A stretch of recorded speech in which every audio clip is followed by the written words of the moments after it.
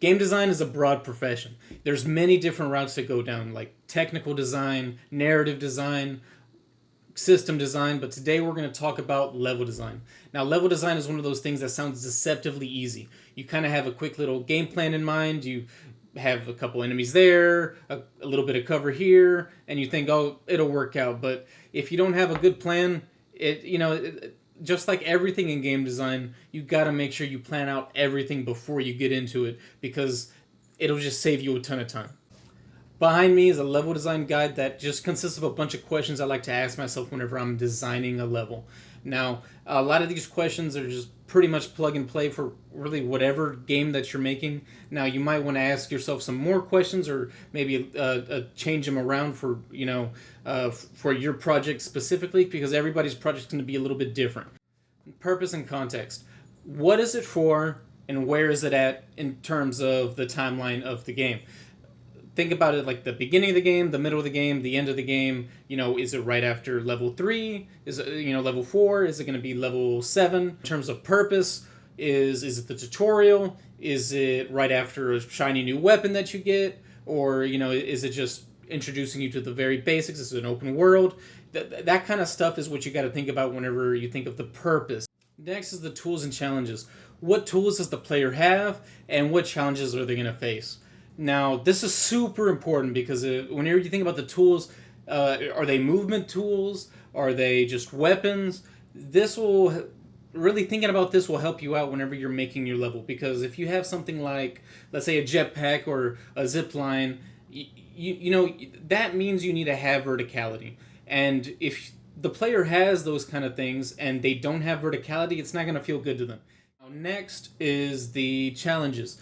What challenges are they gonna face? Is there gonna be a bunch of enemies? Are there gonna be if we use the jetpack as the example still? Are there gonna be, let's say, sky mines that home on things, or maybe tracking missiles or something?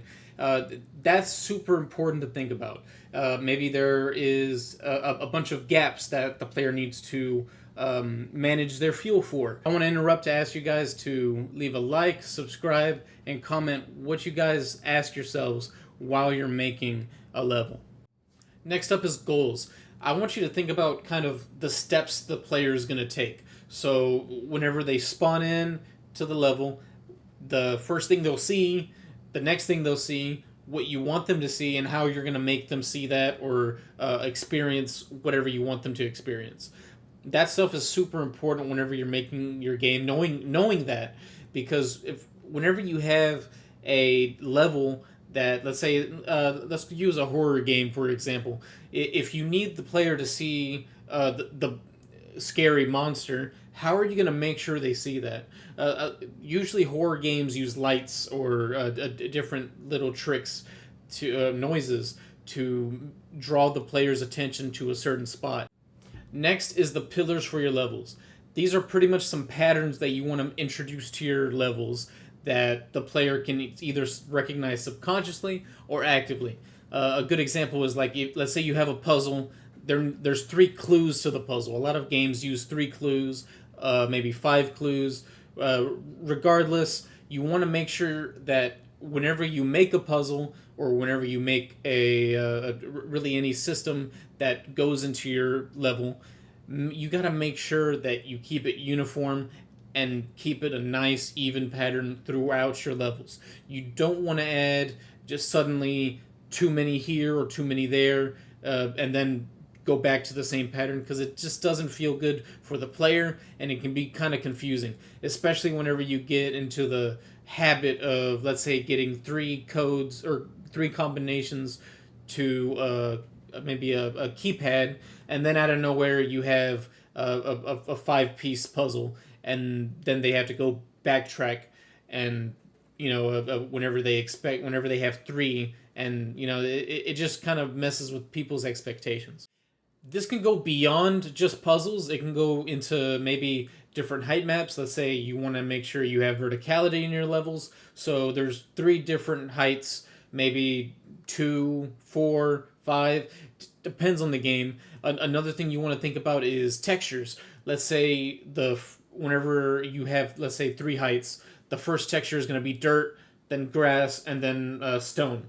You want to make sure you kind of divvy up textures whenever we do things like that. Doom did a good job of doing this. Every time that you went up or downstairs, the floor and wall textures changed. That was one of their pillars for their games. Location and shape. What location inspired you? Is it Japan, China? Is it something else? Kind of keep that stuff in mind whenever you're making your level. And on top of that, a shape. Maybe instead of a real location, maybe you have a shape in mind. Maybe you have a kind of idea of how you want the player to kind of maneuver through, let's say, a dungeon or a canyon or something. That keep that kind of stuff in mind whenever you're going into the next one, the sketching. Sketch it all out on a piece of paper, on MS Paint, in Draw.io. It doesn't really matter what tool you use. Just draw it out on a 2D plane. That way, whenever you go in Engine and you make it in a 3D plane, it really makes it a lot easier whenever you have a quick little blueprint to kind of look off of. And it doesn't have to be exact, just a nice rough sketch. That way, whenever you go in Engine, you can kind of knock out the finer details in there.